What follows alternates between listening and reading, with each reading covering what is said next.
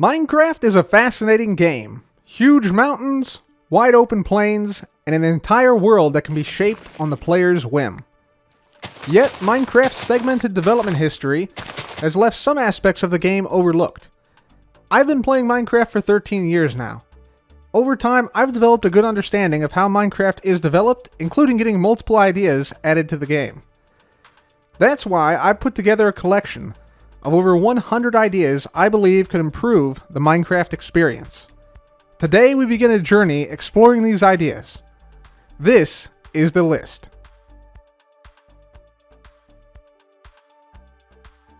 Before we start, some information about what to expect in these ideas.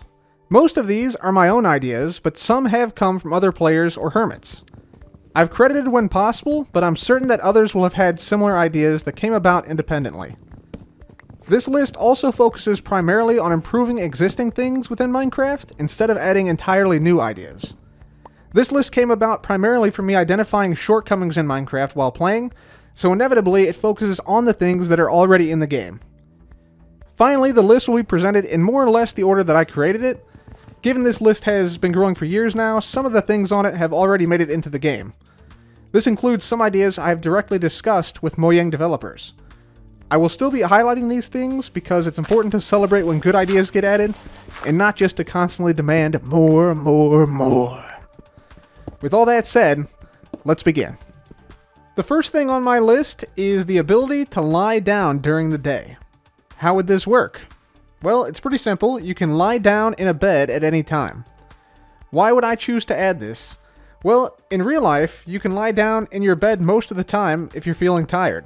And to be honest, you probably should. What this is not, however, is the ability to sleep during the day or fast forward time.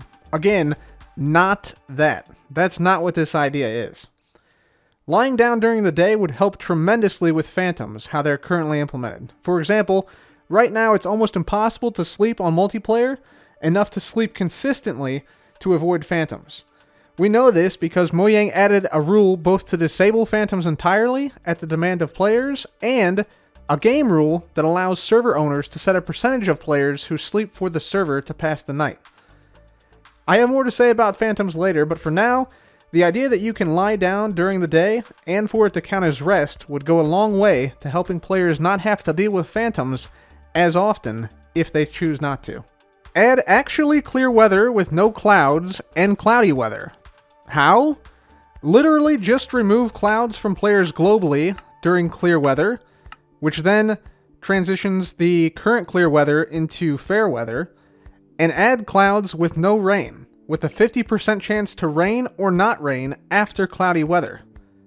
This gives players advanced warning about weather coming up, which is good for regular game playing as well as things like speedrunning, and it introduces 2 new weather modes without actually adding anything that's not already possible within the current game. See my weather opportunities videos for more details. Smooth stone stairs. Add 'em. It was something that was missed when smooth stone was decoupled from stone in Minecraft 1.14, and when you look at the stone variants, it's pretty obvious that one of these things is missing. Add Elder Shards to the game, which would replace the Elder Guardian's sponge drop. Why? It doesn't make any sense that Elder Guardians drop sponge. You get more sponge from the ocean monument itself than you get from the 3 Elder Guardians in each monument, even with them dropping sponge 100% of the time. It's clear that Mojang want to make tridents easier to obtain, given they added them to the trial chambers loot in Minecraft 1.21, so why not have the Elder Guardian drop something that allows you to craft a trident? Let's say the Elder Guardians hypothetically dropped something called an Elder Shard. Each Elder Guardian drops 1 Elder Shard, which means that from one monument, if you killed all the Elder Guardians, you'd have 3 total Elder Shards. A recipe could then be made where 3 Elder Shards plus 4 Prismarine would give you 1 Trident. Doesn't that seem like a better way to get a Trident instead of randomly getting it in the trial chambers? Make cakes stackable to 64. Why? Cakes are the only food item in the game that are both non-stackable and must be placed to eat. In Bedrock, cakes are already stackable to 64, so it's also a parity issue. Add the glowing effect to Minecraft Bedrock Edition. Why? Java Edition has glowing effect for spectral arrows and to show raiders during raids by ringing the bell. These are both very useful things, for example, when raiding end cities or finding raids that spawn in particular places. They're also really useful for map makers, but Bedrock continues to get robbed of these awesome features. So stop it. Get some help.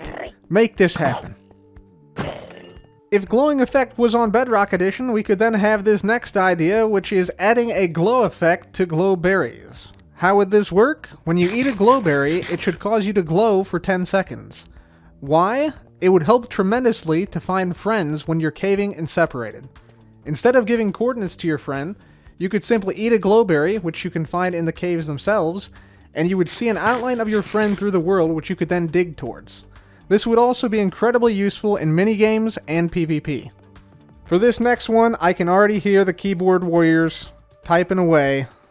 Remove TNT, carpet, and rail duping from the game. Why? It's ridiculously overpowered. It is literally duping. From one TNT, you get an unlimited number of lit TNT. Nothing that Mojang will ever add will ever be as powerful as this. No matter when it is removed, players will complain because there is nothing that will be able to replace it. The longer it remains in the game, the more established it becomes as a mechanic. This is the only reason that it has remained in the game in the first place. Every update that this bug continues to be in the game, and bugs like it, for instance, rail dupes, which are super easy to do, the more hate it will garner when it is inevitably removed. Most servers now patch these glitches with third-party software. Mojang should too. By the way, it's also a parity issue. Do not allow players to build above the Nether Roof. Why? It's also ridiculously overpowered. Yeah, it was cool 6 years ago to be able to break bedrock, get on top of the Nether, and make a max efficiency gold farm within 3 hours of starting a world. But let's be honest, it is abuse of game mechanics that's now well understood, and it's been done a million times. You might as well just give the player gold in their inventory every second they're in the Nether. Nether gold? Why even add that if you have a ready-made perimeter just 50 blocks above the player, which can easily be exploited for 1,000 times the gold in the same amount of time? It completely and totally breaks any semblance of balance with piglin bartering. Not to mention that many use it as an escape from the Nether while still in the Nether. Isn't the Nether supposed to be hell itself? Why would you allow players to entirely skip the angry pigs, hogs, lava pools, and other creatures of this hell world, and instead allow them unrestricted access to a blank void where nothing spawns ever? It just makes zero sense. Patching the Nether Roof does not prevent players from making a max efficiency gold farm, but it does make it so that it is balanced for the time and effort needed. In short, you shouldn't be able to skip going through hell itself. Add a sugar cube to Minecraft. How? A 2x2 of sugar in the crafting table would then yield a sugar cube. This sugar cube could then be fed to horses to help tame them, and could also be placed down in the world. This could attract then animals, or if they ever added them in the future, some type of insects. I've heard that phantoms might be spawning in other dimensions. I wonder if there's some benefit to that. Until next time, happy crafting.